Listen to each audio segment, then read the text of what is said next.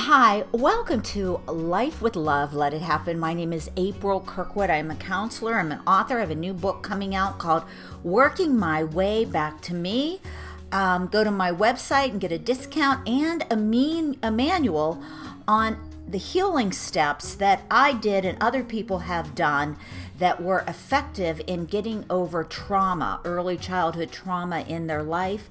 I am a survivor of a dysfunctional family, as I would say almost 90% of us are in the world today. And I'm not ashamed to tell you that it's been a rocky road, and I've had my own dark moments of the soul, and perhaps I will have them again. And we're here today to talk about what happens when you are going through that dark spot. You can crawl in a hole for a while. You can crawl under the covers for a while. You can eat a lot of Haagen-Dazs ice cream for a while, but eventually, hopefully, you're going to want to come back out and re-enter the world.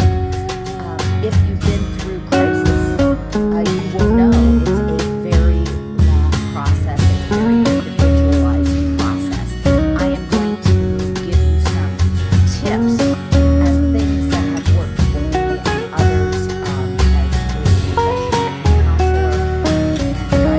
in the future. So I've kind of worked with various populations, also working with addiction.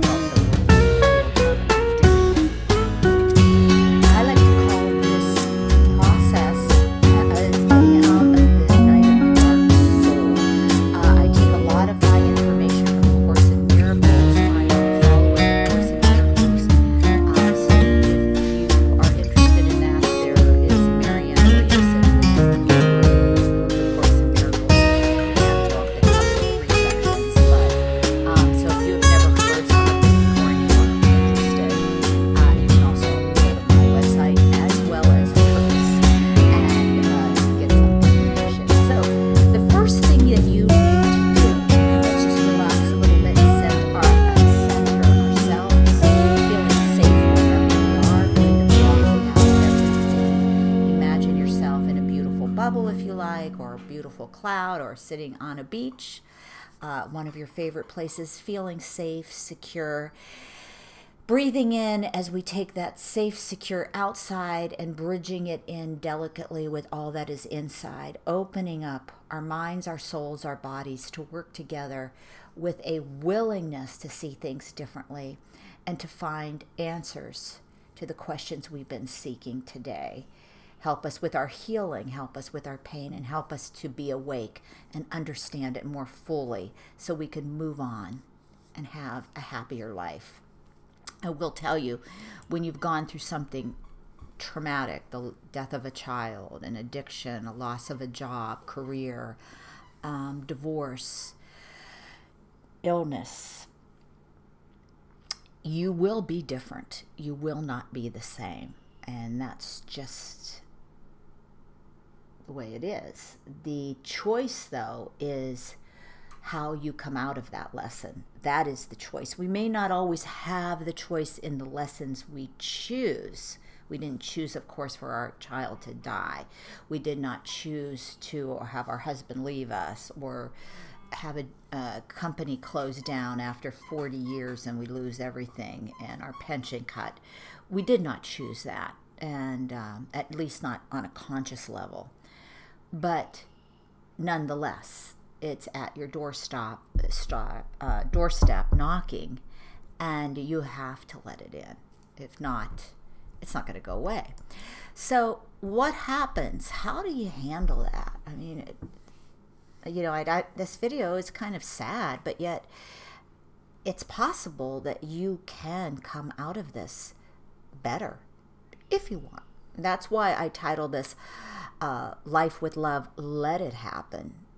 You have to let it happen. And how do you let it happen when you're in this kind of negative experience? The first thing you need to do is make room for that. Make room for that sadness. Make room. I don't understand in America. I'm a little older than most people. And why we always have to be happy.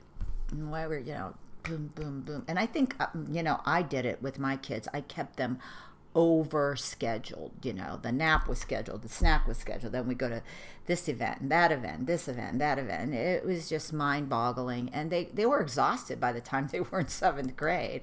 And then you wonder, you know, by their junior or senior year, they're like, you know, and that's when they're supposed to just be getting going to get ready to go to college. So number one, I think we've gone astray that we always feel this need to be busy. And doing nothing can be very busy. I've done some of my best work sitting on the couch doing nothing when I was doing a lot of inner work. Also, the marketing, you know, we have a persona of what we have to be.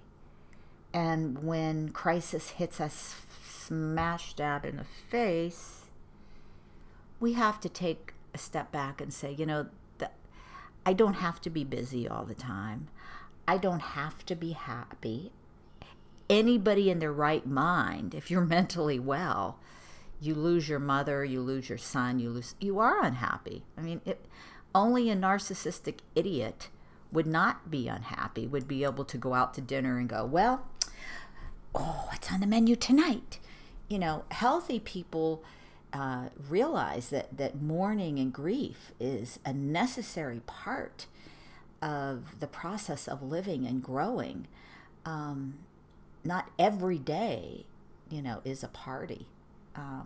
If it was, we would be exhausted and we wouldn't appreciate it, and it would just, you know, be crap. So when you sit back and say, you know, my spouse died, I'm going to make room for this pain. The second thing you're going to have to do is also allow all this other stuff to come up. Grief, loss, loneliness, fear of being alone, situations that are close to that have been, you know, your grandpa died when you were 4 and it was very traumatic to go to the funeral and you tucked it away somewhere in a little box right here. Let all of that come out, all of it. It could take a day, it could take a year, it could take 2 years. For me, it's always happening. I am always making room for pain to come out because I know what doesn't come out stays in and makes me sick. And as part of my self-care and your self-care, you need to be healthy physically, mentally, and spiritually. And we'll get to that in a little bit. The next thing you have to realize that this sucks. It's hard to bring up all that stuff. You mean I'm still upset about what happened in school in 4th grade? Heck yeah, I am. Oh, you mean I'm still unhappy that my boyfriend took sexual advantage of me on prom night and got me drunk? Yeah, I still am. I'm still sad that I witnessed my grandmother dying of a heart attack when I was 6 and didn't know what to do, and her and I were alone in the house. These aren't my experiences, but I still am. I'm traumatized. You know, and we just keep pushing it. It'll be okay, especially people give you the wrong advice. Keep moving, keep going, put your chin up. Oh, everybody dies, everybody loses jobs. Everybody does, but now it's you. Okay, it's your number was picked out of the lottery bin of life, and today it's you that lost the job. Doesn't make it any easier that other people have done it before. Don't listen to that. Seriously. The whole world jumped off a bridge, would you? As Grandma would say. So what you're going through, although it is similar to other people, it's yours, and you have a right to own it. They used to say years ago in counseling that if you got better in, you grieve for a year, that was normal. Now, there's no limits to grieving. Lordy be, it's taking a limit on how deep someone can love somebody, how deep someone can be hurt, how deeply someone can lose their way, how one person can drink and not become an alcoholic and the other person is almost instantaneously. You know, the world, we're all so individualized, although we're all so collectively together. So number one, make space for your pain. Number 2, allow the stuff to come up.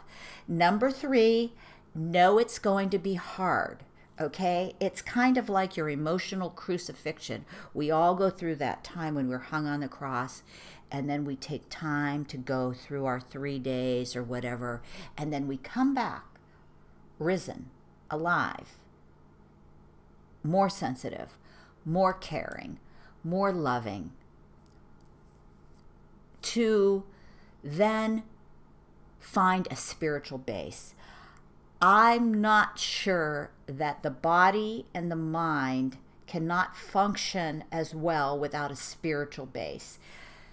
Not to get all woo-woo, but I really believe that you're a soul. And I really believe that you've been here before, and I really believe that you're bringing in a lot of stuff too. You can always pray to heal all the karma from the past. Anything you've brought in from a past that isn't healed, anything that you're holding on to, this is the time to start to work on that. How I do it is find my relationship with Source, with God, with the Holy Spirit, with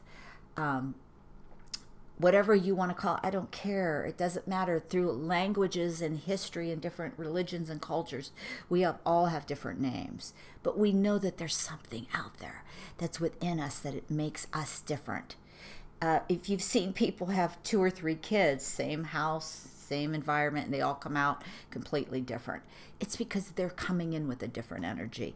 They're coming in with a different path, a different lesson.